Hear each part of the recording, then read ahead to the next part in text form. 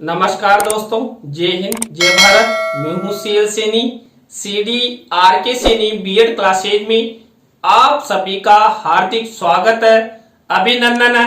दोस्तों, आप द्वारा हमारे इस हेल्पलाइन नंबर पर जो भी कंटेंट आप द्वारा हमें सेंड किए जाते हैं उन्हें हम ऑनलाइन समझाने का प्रयास करते हैं। दोस्तों, आज की लाइव क्लास के अंतर्गत हम role of motivation in learning यानी कि सीखने में अभिप्रेरणा की भूमिका। दोस्तों, आप सब जानते हैं सीखने को हम अधिगम भी कहते हैं, लर्निंग भी कहते हैं। तो यहाँ पर अधिगम में अभिप्रेरणा की क्या भूमिका होती है, इसके बारे में आपके इस कॉन्सेप्ट को अच्छी तरह क्लियर करेंगे। तो दोस्तों, आप सब बने रहें हमारे साथ, हमारे इस चैनल के साथ। और दोस्तों, यदि आप हमारे इस चैनल पर पहली बार आए हैं तो हमारे इस चैनल को सब्सक्राइब करें और पास ही बने बेल आइकन के बटन को जरूर दबावें, जिससे हमारे द्वारा जब भी कोई न्यू लाइव क्लास लाई जाती है या वीडियो अपलोड किया जाता है तो उनकी नोटिफिकेशन आपको मिल सके और आप अच्छा अधिगम कर सके। सीखने की प्रक्रिया में अभिप्रेरणा का महत्वपूर्ण स्थान होता है। दोस्तों, बिना अभिप्रेरणा के तो हमें अधिगम कर ही नहीं सकते।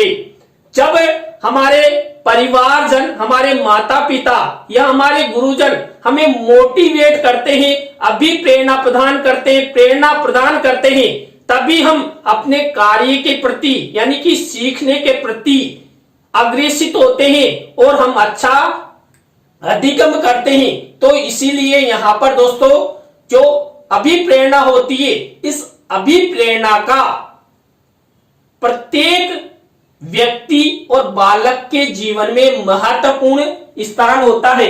यदि किसी छात्र को सीखने के लिए प्रेरणा प्रदान की जाएगी तब वह सीखने में अधिक तत्परता दिखाएगा।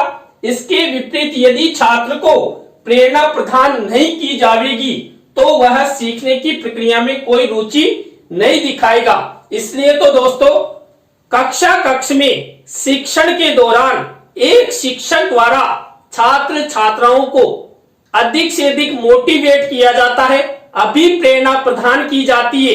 दोस्तों, अभिप्रेरणा प्रदान करने से छात्र छात्रा तत्पर होते हैं, क्रियाशील होते हैं और लगातार अधिगम करने हेतु वो कार्य में संलग्न हो जाते हैं।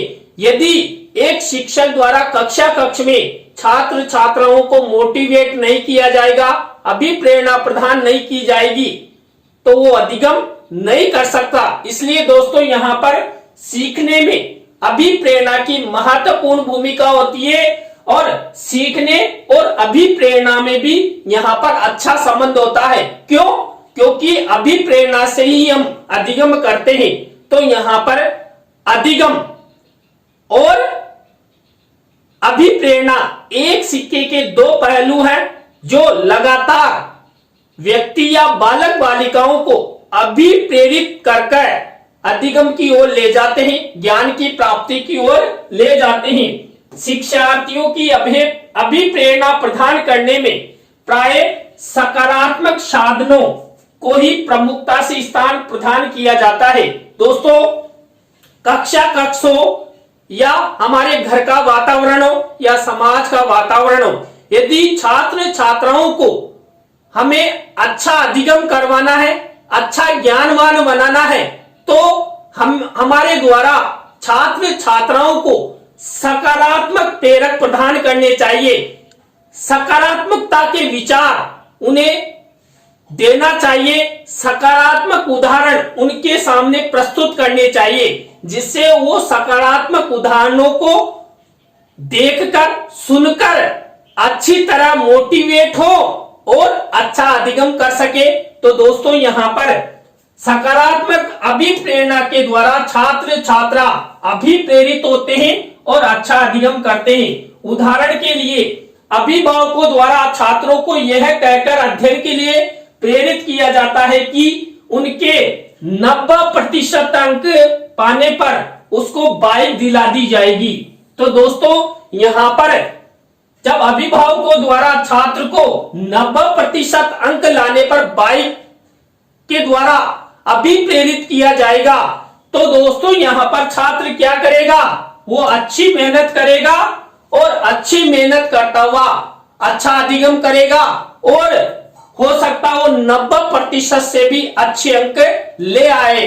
तो यहाँ पर बाइक नामक उद्दीपक के द्वारा अभिभावकों द्वारा छात्र छात्राओं को अभिप्रेरित कर उसे जीवन में अच्छा बनने, कक्षा में अच्छे अंकों से पास होने के लिए अभिप्रेरित किया जाता है।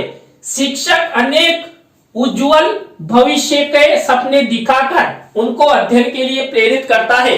दोस्तों, कक्ष में एक अच्छा शिक्षक छात्र छात्राओं को मोटिवेशन स्पीच देता है और वो अनेक उदाहरण छात्र छात्राओं के समक्ष रखता है।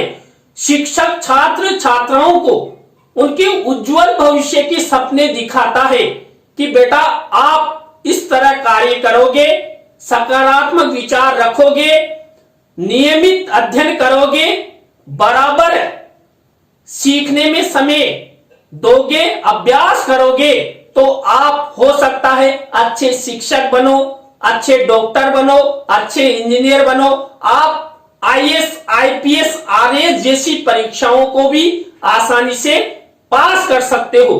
तो दोस्तों, यहाँ पर शिक्षक द्वारा छात्र छात्राओं के उज्जवल भविष्य के प्रति सकारात्मक अभिप्रेरकों के माध्यम से उन्हें मोटिवेट किया जाता है और शिक्षक द्वारा जो मोटिवेट किया जाता है उसके द्वारा छात्र अच्छा अधिगम करते हैं और आगे अपने जीवन के लक्ष्यों को प्राप्त करते हैं। दोस्तों, जो आईएएस, आईपीएस, डॉक्टर, इंजीनियर बनते हैं उनके शिक्षकों द्वारा, उनके परिवारजनों द्वारा ही उन्हें मोटिवेट किया जाता है, तभी जाकर वो अच्छे IAS, IPS, RAS, doctor, engineer या शिक्षक बनते हैं। इस प्रकार यदि शिक्षार्थी को सीखने की प्रक्रिया में सहभागी बनाना है तो उसको विषय वस्तु के महत्व, उपयोग एवं अनिवार्यता का ज्ञान कराते हुए उसको सीखने के लिए प्रेरित करना अनिवार्य होगा। दोस्तों, यहाँ पर यदि छात्र छात्राओं को जो कक्ष में शिक्षण अधिगम प्रक्रिया संचालित की जाती है और उस शिक्षण अधिगम प्रक्रिया का सही संचालन हो, उसका जो उद्देश्य है वो प्राप्त हो, इस हेतु शिक्षक द्वारा छात्र छात्राओं को अच्छे से मोटिवेट करना चाहिए और अच्छे से मोटिवेशन के द्वारा छात्र छात्राओं को जो शिक्षक द्वारा जो विषय वस्तु पढ़ाई जा रही है, जो ज्ञान प्रदान किया जा रहा है उसके प्रति लाना चाहिए, यानी क्रियाशील, सक्रिय बनाना चाहिए। विषय वस्तु के प्रति छात्र छात्राओं की रुचि बढ़ेगी तो अच्छा अधिगम करेंगे, अच्छा ज्ञान प्राप्त करेंगे और अच्छा ज्ञान प्राप्त करेंगे तो अपना फ्यूचर निर्माण अच्छे से कर सकेंगे। इस प्रकार अभिप्रेरणा शिक्षार्थी की सीखने की प्रक्रिया को सफल बनाने में अहम भूमिका निर्वहन करती है। दोस्तों, अभिप्रेरणा के द्वारा चाहे अभिभावक हो, माता पिता हो, शिक्षक हो या समाज का कोई सा अन्य व्यक्ति हो, वह अपने बालक बालिकाओं, समाज के बालक बालिकाओं, राज्य और राष्ट्र के बालक बालिकाओं को अच्छे से मोटिवेशन प्रदान कर, अभिप्रेरित कर उन्हें आगे बढ़ाने में, उन्हें जीवन में सफलता की ओर ले जाने में महत्वपूर्ण भूमिका निभाता है। अभिप्रेरणा सीखने का एक सशक्त माध्यम है। अधिगम की प्रक्रिया द्वारा व्यक्ति जीवन के सामाजिक, सांस्कृतिक एवं व्यक्तिगत क्षेत्र में अभिप्रेरणा द्वारा ही सफलता की सीढ़ी तक पहुंच पाता है। दोस्तों, यदि हम अपने लक्ष्यों को प्राप्त करना चाहते हैं, आगे बढ़ना चाहते हैं, सफलता के उच्च पायदान पर जाना चाहते हैं तो हमें अभिप्रेरणा का सहारा लेना पड़ेगा। तो यहाँ पर जो अभिप्रेरणा होती है, ये अभिप्रेरणा सीखने का एक सशक्त माध्यम है। अभिप्रेरणा के द्वारा हम अच्छा अधिगम कर सकते हैं और हमारे समाज में, हमारे जीवन के लिए जो महत्वपूर्ण सामाजिक, सांस्कृतिक और व्यक्तिगत क्षेत्र की जो भी महत्वपूर्ण आवश्यकताएं हैं, उन आवश्यकताओं को हम अभिप्रेरणा के द्वारा ही पूरा कर सकते हैं, सफलता की ओर जा सकते हैं और अच्छा मुकाम हासिल कर सकते हैं। यदि उसके लिए उपयुक्त परिस्थितियों का निर्माण नहीं हो पाता है तो अभिप्रेरणा का उत्पन्न होना संदेहप्रद हो जाता है। देखिए, कक्षा कक्ष में एक शिक्षक द्वारा छात्र छात्राओं हेतु अधिगम की परिस्थितियां निर्माण करनी चाहिए। अब दोस्तों, अधिगम की जो परिस्थितियां हैं उसके निर्माण के लिए भी शिक्षक को छात्र छात्राओं को क्या करना पड़ेगा?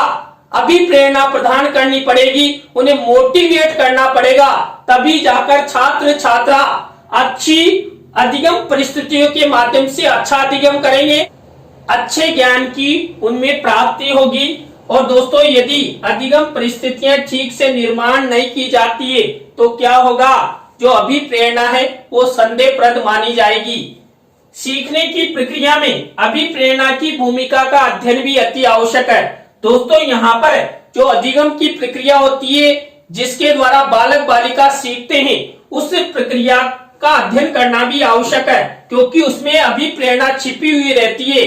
देखिए, सीखने के दौरान यदि शिक्षक द्वारा छात्र छात्राओं को अभिप्रेरणा प्रदान की जाती है, अभिप्रेरित किया जाता है, तो छात्र छात्रा आगे बढ़ेंगे। मान लीजिए कोई कक्षा है, अब उस कक्षा में 100 छात्र हैं और 100 में से 50 छात्र फेल हो जाते हैं, तो वहां पर शिक्षक की कमी मानी जाती है। क्यों? क्योंकि शिक्षक द्वारा छात्र छात्राओं को अच्छी तरह अभिप्रेरित नहीं किया गया, और उनके द्वारा यदि अच्छी तरह अभिप्रेरित किया जाता तो उनको अच्छा अधिगम होता, और अच्छा अधिगम होता तो 50 छात्र फेल नहीं होते, वो उत्तीर्ण होते। शिक्षण के संदर्भ में अभिप्रेरणा एक अच्छे अधिगम की पृष्ठभूमि को तैयार करने का कार्य करती है। दोस्तों, जो शिक्षा क्षेत्र होता है उस शिक्षा क्षेत्र में अभिप्रेरणा एक अच्छी पृष्ठभूमि तैयार करती है। अभिप्रेरणा के द्वारा शिक्षा क्षेत्र में कठिन से कठिन विषय वस्तु प्रश्न उत्तरों को भी हम सरलतम रूप में अधिगम कर सकते हैं, और उनको याद करते हुए, अभ्यास करते हुए अच्छा अधिगम कर सकते हैं। अधिगम में अभिप्रेरणा को निम्नांकित बिंदुओं द्वारा प्रभावित किया जा सकता है। दोस्तों, जो सीखना होता है, इस सीखने में अभिप्रेरणा के कुछ बिंदु हैं जो उन्हें प्रभावित करते हैं, जैसे परिपक्वता है।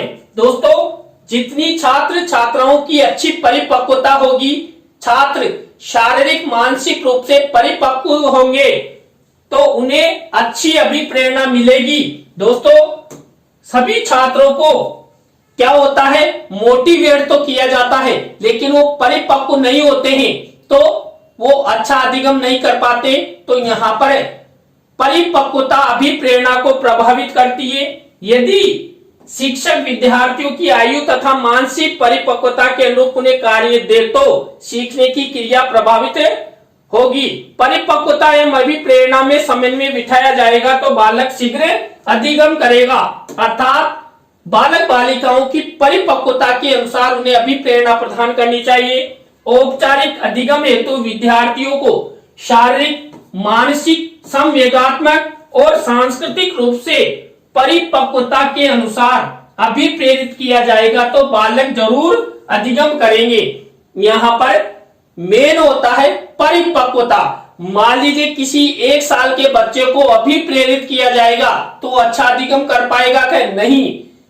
कोई बालक है जो किशोर अवस्था में या बाल्यावस्था में जो समझता है, ऐसे बालकों को उसकी परिपक्वता के अनुसार अभिप्रेरित किया जाएगा तो बालक अच्छा अधिगम करेंगे। इसके बाद अभिप्रेरणा में दृष्टिकोण का महत्व, इसके आधार पर भी सीखने में कुछ बाधाएं आती है। अभिप्रेरणा के माध्यम से छात्र छात्राओं के प्रति उचित दृष्टिकोण का निर्माण कर उन्हें अभिप्रेरित कर विषय वस्तुओं से संबंधित अच्छा अधिगम करवाया जा सकता है। अभिप्रेरणा में दृष्टिकोण रुचियों और ध्यान से स्पष्ट रूप से संबंधित होता है। दोस्तों, छात्र छात्राओं को अच्छी अभिप्रेरणाएं प्रदान की जाती है, उन्हें बार बार मोटिवेट किया जाता है, लेकिन छात्र छात्राओं की रुचि नहीं है, उनका ध्यान पढ़ने में नहीं है, किसी कार्य के प्रति वो संलग्न नहीं रहते हैं, तो वो अच्छा अधिगम नहीं कर सकते। इसलिए दोस्तों अभिप्रेरणा के साथ साथ छात्रों में रुचि होनी चाहिए, उनका कक्ष में या पढ़ने के प्रति ध्यान होना चाहिए। दृष्टिकोण किन्हीं विशेष परिस्थितियों में किसी व्यक्ति की क्रियाओं का समूह होता है। दोस्तों यदि सीखने वाला यानी कि अधिगमकर्ता का दृष्टिकोण सकारात्मक होगा तो अच्छा सीख सकता है। यह दृष्टिकोण ही अभिप्रेरकों को मार्ग प्रदान करते हैं। दोस्तों यदि छात्र छात्रा में सकारात्मक दृष्टिकोण है तो अच्छा अधिगम करेगा, यदि नकारात्मक दृष्टिकोण है तो अच्छा नहीं सीख पाएगा। ये नए अनुभवों की केवल तैयारी ही नहीं अपितु अनुभव प्राप्त करने के लिए भी नई सीमाएं निर्धारित करते हैं। यानी कि जैसा दृष्टिकोण होगा बालक वैसा ही अधिगम करेगा। इसके बाद बालक के व्यक्तित्व को पहचानना। दोस्तों यहाँ पर जब बालक बालिकाओं को अभिप्रेरणा प्रदान की जाए उस समय बालक के व्यक्तित्व को अच्छी तरह पहचान लेना चाहिए, उसके बाद ही उन्हें अधिगम करवाना चाहिए। कक्षा में छात्रों को हतोत्साहित करना या दंडित करना हानिप्रद होता है। दंड या हतोत्साहित करना उचित संवेग नहीं है, यह उनके व्यक्तित्व को विघटित करते हैं। इन संवेगों से छात्रों में झिझक, कुंठा, अनिश्चितता, आत्मविश्वास और आत्मसम्मान में कमी आती है और कई बार तो छात्र विद्यालय की क्रियाओं से अलग हो जाते हैं।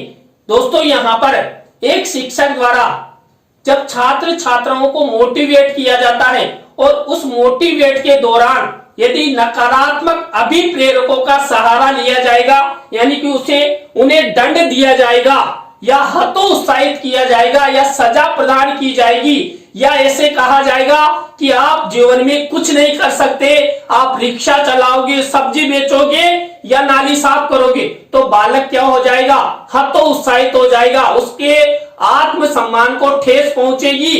तो अभिप्रेरित करते हुए भी बालक अच्छा अधिगम नहीं कर पाएंगे और वो क्या होंगे, शिक्षा की मुख्य धारा से हट जाएंगे।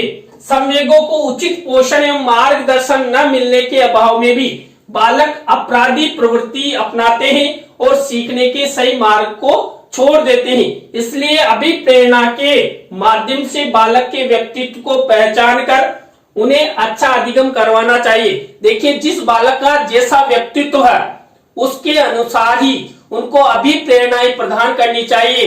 यदि व्यक्तित्व के आधार पर उन्हें अभिप्रेरित किया जाएगा, मोटिवेट किया जाएगा, तो बालक क्या करेगा, अच्छा अधिगम करेगा और अच्छा अधिगम करेगा तो वह आगे बढ़ सकेगा। इसके बाद निश्चित उद्देश्य। दोस्तों अभिप्रेरणा प्रदान करते समय निश्चित उद्देश्य रखने चाहिए। निश्चित उद्देश्य भी अभिप्रेरणा के माध्यम से अधिगम को बढ़ावा प्रदान करते हैं। शिक्षक द्वारा विद्यार्थियों के सामने कार्य अर्थात अभिप्रेरणा से संबंधित समस्त उद्देश्य रखने चाहिए जिससे वह अच्छी तरह समझे और उन्हें स्पष्ट करता हुआ सीखने की प्रक्रिया को प्रभावशाली बनाते हुए ज्ञान की प्राप्ति कर सके। दोस्तों कक्ष में जब एक शिक्षक द्वारा छात्र छात्राओं को पढ़ाया जाए तो उससे पहले छात्र छात्राओं के सामने उस शिक्षण के उद्देश्य रखने चाहिए कि बेटा हमारे द्वारा जो पढ़ाया जा रहा है यह आपके लिए कितना उपयोगी है, यह पाठ्यक्रम आपके बीएड पाठ्यक्रम के लिए उपयोगी है या डीएड पाठ्यक्रम के लिए उपयोगी है या बीए बीएड या बीएससी बीएड पाठ्यक्रम के लिए उपयोगी है या किसी भी प्रकार की प्रतियोगिता परीक्षाओं के लिए उपयोगी है। यदि शिक्षक द्वारा निश्चित उद्देश्य छात्र छात्राओं को बता दिए जाएंगे तो छात्र क्या करेंगे, सीखने के प्रति रुचि लेंगे और वो अच्छा अधिगम करेंगे। इसी तरह दोस्तों आत्म अभिप्रेरणा भी सीखने के को प्रभावित करती है। उच्च आकांक्षाएं, स्पष्ट उद्देश्य तथा परिणामों का ज्ञान विद्यार्थी की आत्म प्रेरणा के लिए पोषण का कार्य करता है। इनसे उन्हें आंतरिक प्रेरणा मिलती है। दोस्तों यहाँ पर यदि छात्र छात्राओं के सामने उच्च आकांक्षाएं होगी यानी कि उन्हें सपने दिखाए जाएंगे कि बेटा आप सबको डॉक्टर बनना है, इंजीनियर बनना है, अच्छे शिक्षक बनना है, आईएएस आईपीएस बनना है, तो यहाँ पर उच्च आकांक्षाएं और स्पष्ट उद्देश्य होने से छात्र क्या होंगे, वो अपनी आत्मा से, अपने मन से सीखने के प्रति सक्रिय होंगे। छात्र शिक्षक के मार्गदर्शन में ही चारित्रिक विकास एवं आदर्श नागरिकता का विकास करना सीखते हैं। दोस्तों यहाँ पर शिक्षक की महत्वपूर्ण भूमिका होती है जो बालक बालिकाओं को अभिप्रेरित करता है। अतः छात्र आत्म अभिप्रेरणा के माध्यम से अच्छा अधिगम करते हैं। तो यहाँ पर छात्र छात्राओं में आत्म अभिप्रेरणा के विकास हेतु शिक्षक द्वारा कई प्रकार के तरीके अपनाना चाहिए। इसके बाद प्रतियोगिताएं। दोस्तों प्रतियोगिताओं के माध्यम से भी बालक बालिका अच्छा अधिगम करते हैं। सीखने के लिए प्रतियोगिताएं अर्थात स्पर्धात्मक कार्य बहुत प्रभावशाली माध्यम होते हैं। इनसे विद्यार्थियों की मूलभूत आवश्यकताओं की पूर्ति होती है। प्रतियोगिताओं में द्वेष की भावना न लेते हुए आगे बढ़ना चाहिए। दोस्तों जितनी हम प्रतियोगिता परीक्षाएं कक्षा कक्ष में करवाएंगे, छात्र छात्रा उनसे अभिप्रेरित होंगे और अच्छा अधिगम कर पाएंगे। प्रतियोगिता और सहयोग लोकतांत्रिक प्रवृत्तियों के विकास के लिए अभिप्रेरणा का मार्ग प्रस्तुत करते हैं। तो दोस्तों यहाँ पर यदि छात्र छात्राओं को जितना अभिप्रेरित किया जाएगा उतना ही उनका विकास होगा। इसके बाद सीखने की इच्छा। दोस्तों यहाँ पर छात्र छात्राओं में यदि सीखने की इच्छा है तभी प्रभावशाली शिक्षण अधिगम हो सकता है। प्रभावशाली अधिगम के लिए शिक्षार्थियों में सीखने की जिज्ञासा अथवा इच्छा का होना अत्यंत आवश्यक है। यदि वो जिज्ञासु प्रवृत्ति की नहीं है या शिक्षण में उनकी रुचि नहीं है तो वो अच्छा अधिगम नहीं कर सकते। बिना इच्छा के अधिगम को प्रभावशाली नहीं बनाया जा सकता। इसलिए इच्छा उत्पन्न करने हेतु शिक्षक को अनेक तरीके अपनाने जाने चाहिए। शिक्षक द्वारा अभिप्रेरणा का प्रयोग करते हुए छात्रों में सीखने की इच्छा अर्थात जिज्ञासा उत्पन्न करनी चाहिए, जिससे छात्र अच्छा अधिगम करे और आगे बढ़े। इसके बाद सीखने में अभिप्रेरणा हेतु आवश्यकताएं। दोस्तों यहाँ पर सीखने में अभिप्रेरणा हेतु अनेक आवश्यकताएं हैं जिनके माध्यम से भी छात्र अच्छा अधिगम करते हैं। सीखने की इच्छा की सुदृढ़ता हेतु विद्यार्थियों के अचेतन मन की जो आवश्यकताएं हैं उनको जागृत करना चाहिए, तभी जाकर छात्र छात्रा अच्छा अधिगम कर पाएंगे। अचेतन आंतरिक इच्छाओं और आवश्यकताओं का सबसे अधिक सत्य संकेत होता है, जिसके माध्यम से छात्र छात्रा अधिगम करते हैं और आगे बढ़ते हैं। अतः शिक्षक कक्षा में विद्यार्थियों की आवश्यकता पर दृष्टि रखते हुए उन्हें पूरा करके विद्यार्थियों की सीखने की अभिप्रेरणा को विकसित कर सकता है और सीखने की अभिप्रेरणा विकसित कर छात्र छात्राओं को अच्छा अधिगम करवा सकता है, उन्हें आगे बढ़ाने में अच्छा सहयोग कर सकता है। यदि शिक्षक द्वारा इस प्रकार कार्य किया जाएगा तो छात्र छात्रा अच्छा अधिगम करेंगे। इसके बाद प्रशंसा और निंदा। दोस्तों प्रशंसा और निंदा के द्वारा भी छात्र छात्रा अच्छा अधिगम करते हैं।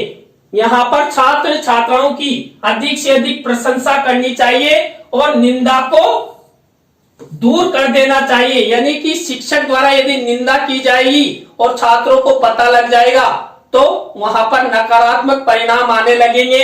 शिक्षक को सीखने की परिस्थितियों में प्रशंसा और निंदा का प्रयोग बहुत ही बुद्धिमानी से करना चाहिए। यहाँ उन्हें प्रशंसा और निंदा हेतु उनकी आयु तथा लिंग का ध्यान रखना चाहिए, क्योंकि जरा सी असावधानी से विद्यार्थियों का अहित हो सकता है। दोस्तों यहाँ पर बालक किस तरह सीखते हैं, उनकी आयु क्या है, उनकी परिपक्वता क्या है, उनका लिंग क्या है, इन सब बातों को ध्यान रखते हुए उन्हें अभिप्रेरित करना चाहिए।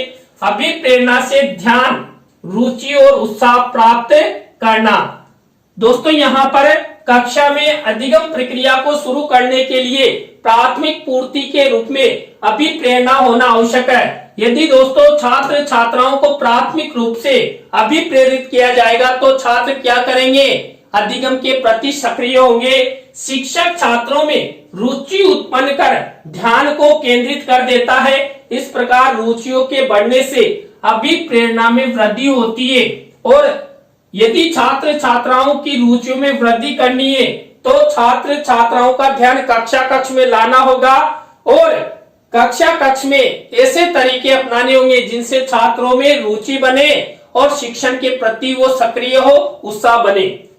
फलस्वरूप नए कौशल, उत्साह और संतोषप्रद परिणाम दृष्टिगोचर होते हैं। दोस्तों यहाँ पर अच्छा अधिगम करने से छात्र छात्रा आगे बढ़ते हैं। जब विद्यार्थी अधिकाधिक प्रश्न पूछे तब उनमें विषय वस्तु की व्याख्या विस्तृत रूप से करनी चाहिए। यानी कि ये नहीं कि छात्र छात्रा समझे नहीं और कक्षा कक्ष का समय हो रहा है और हम शॉर्ट रूप में उन्हें पढ़ा दें। अतः कहा जा सकता है कि अभिप्रेरणा सीखने की प्रक्रिया में अहम भूमिका का निर्वहन करती है। शिक्षक उचित प्रेरकों का प्रयोग करके बालकों की इच्छा अनुसार कार्य एवं विषय का चुनाव करने में योगदान दे सकता है। इस प्रकार वह उनको व्यक्तिगत विभिन्नताओं के अनुसार प्रगति करने का अवसर प्रदान कर सकता है। इसके बाद देखिए, प्रेरणा शिक्षा प्रक्रिया का मुख्य आधार और सीखने का एक ऐसा शक्तिशाली साधन है जिसका प्रयोग करके शिक्षक बालकों को उनके लक्ष्य तक पहुंचा सकता है, उनकी क्रियाओं को किसी भी दिशा में मोड़ सकता है और उनके व्यवहार में माननीय परिवर्तन कर सकता है। इसलिए शिक्षक द्वारा कक्षा कक्ष में सीखने में अभिप्रेरणा प्रदान करनी चाहिए, जिसके द्वारा शिक्षक छात्र छात्राओं को किधर भी मोड़ सकता है, सकारात्मक शिक्षण में भी मोड़ सकता है, सकारात्मक कार्यों में भी संलग्न कर सकता है। तो दोस्तों आज की लाइव क्लास में हमने सीखने में अभिप्रेरणा की भूमिका इस टॉपिक के बारे में आपसे चर्चा की। दोस्तों आज की लाइव क्लास आपको कैसी लगी कमेंट्स में हमें जरूर बताएं। अच्छी लगी हो तो लाइक करें, कमेंट्स करें और शेयर जरूर करें दोस्तों।